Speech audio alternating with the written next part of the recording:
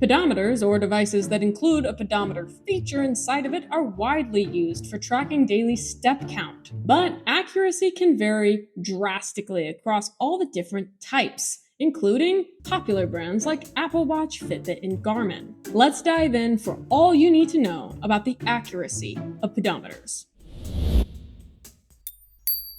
Now, before we dive in, because a lot of you are probably wondering, tell me specifically about my Apple Watch, Garmin, or Fitbit. While those, yes, are popular, it's important to understand the type of technology that is contained within each pedometer. First, we have something called spring lever pedometers. And as the name suggests, it relies on the mechanics of a spring. These are affordable and often worn on the waist or put in the pocket. The spring inside of the device triggers with movement. Next up, we have piezoelectric pedometers. Piezo, as its root word, means pressure or push. And not to get too technical, these piezoelectric pedometers contain a crystal, and the crystal detects steps in multiple directions. Last but not least, we have the accelerometer-based pedometers. These are the ones that are found in your Apple Watch or Garmin wristwatches. Accelerometers, as the name suggests, tracks acceleration, which in essence can measure movement across multiple axes. Up, down, front, back, side, side, and diagonally, or transverse. Now, let's dive into the research specifically about the types and their accuracy. Now, as you may suggest, there are many different brands and models for each one of these types. However, because you guys are probably curious about the most popular ones out there, I have included some research analysis behind the Apple Watch, Garmin's VivoFit, Fitbit Charge, and Smart Health's Walking Fit. But let's start with the research on spring lever pedometers specifically.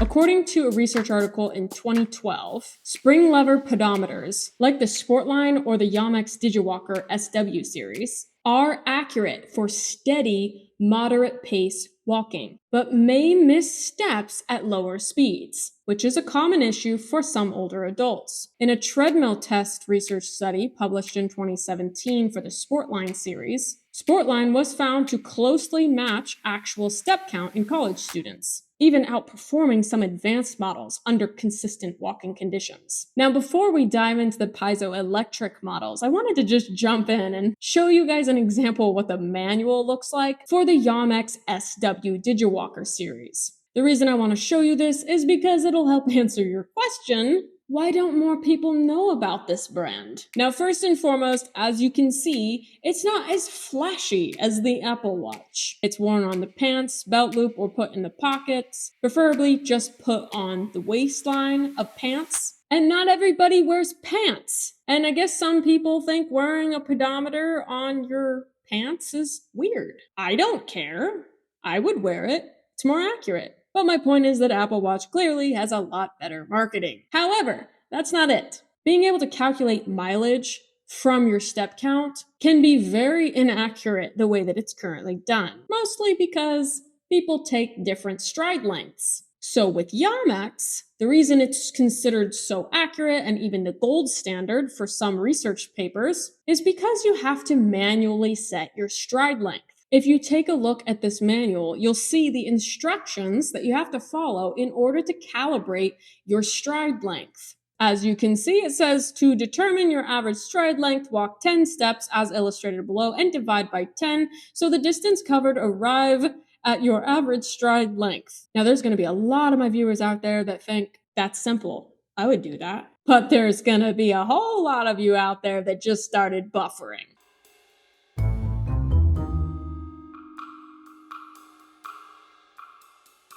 And that's okay, because most people don't want to have to do that step, even though it would lead to higher accuracy. So let's jump into the piezoelectric pedometers. Guess what? Yomex has a version as well for this. It's the PW or the EX series. These type of pedometers do perform pretty well, both across different walking speeds and different wearing locations on the body. Research conducted in 2017 indicated that these pedometers have an error rate of less than 3% at regular or brisk speeds, especially when worn on the waist or in a pocket.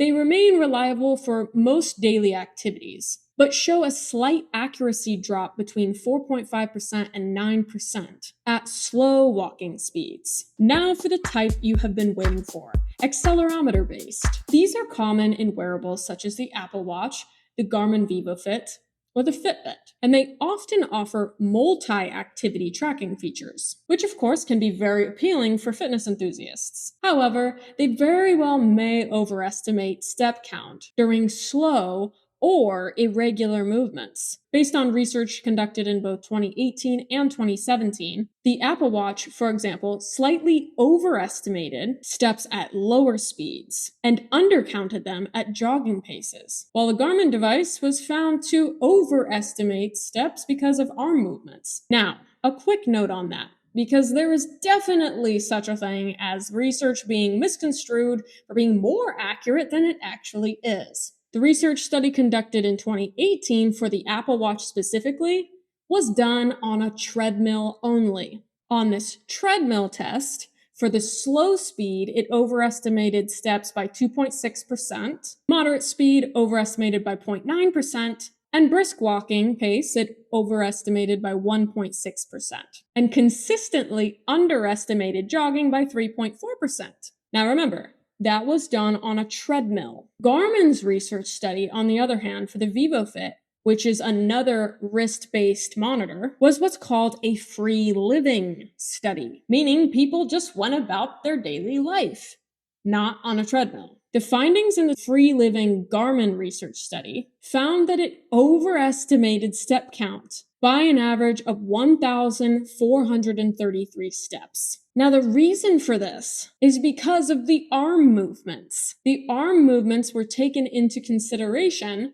that were part of free living, like me talking in this video, moving my hands. If I were wearing the Garmin VivoFit or the Apple Watch, that would be potentially counted as a step. And this is true for people that do a lot with their hands, like waitresses folding napkins. Maybe you're a drummer. That just added 10,000 steps. You get the picture. My point with this is that for the remaining 2 research studies I'll share with Fitbit and Smart Health's Walking Fit, those 2 were also done on a treadmill, being a very controlled environment that automatically makes your wrist-based wearable seem so much better. That being said, for the Fitbit and the Smart Health, those 2 were done in the same 2017 research study. For Fitbit, it undercounted steps by 55 as an average at slow walking speeds, which again, you take with a grain of salt in its overall accuracy because it was done on a treadmill in a controlled environment. And the Smart Health Walking Fit undercounted by an average of 43.5 steps, again at lower walking speed. Now, going off of these wrist-based monitors, let's touch on the fact that placement of a pedometer device absolutely matters. In general, waist-mounted monitors will capture steps more accurately than wrist-based. The waist-mounted follow the hips up and down motion. Now, I did want to add some helpful information from a 2012 research study on individuals that walk slow. A waist-mounted spring lever or piezoelectric option could be right for you, but there is some research that may indicate that an ankle-mounted pedometer, specifically either spring-loaded or piezoelectric, would be more accurate for my slower walking individuals out there. Now, in general, for my people out there who might be really discouraged about their wristwatches that they got, just try to remember why you have the wristwatch in the first place. There are some people that need to monitor their step count, mileage, and other health metrics for clinical reasons. They need to be using the most accurate device possible, and preferably something recommended or provided to them by their doctor. But for individuals out there who just want a general idea of activity, if you're using the same device every day, in general, it's going to be able to be compared to itself, even if its exact numbers are not particularly accurate. However, you need to keep in mind the arm movement. Not only will that throw off the step count, but it can throw off the other health metrics, such as heart rate even, that are tracked by these devices. Let's see. It's lying as we speak. 29 steps. That's something you want to be aware of. So just be aware, even though they're flashy, they seem really cool, and their marketing is spot on, they're not accurate. If you don't care about accuracy, then you're good. I've included links to all of the devices mentioned in today's video, or at least examples of each type.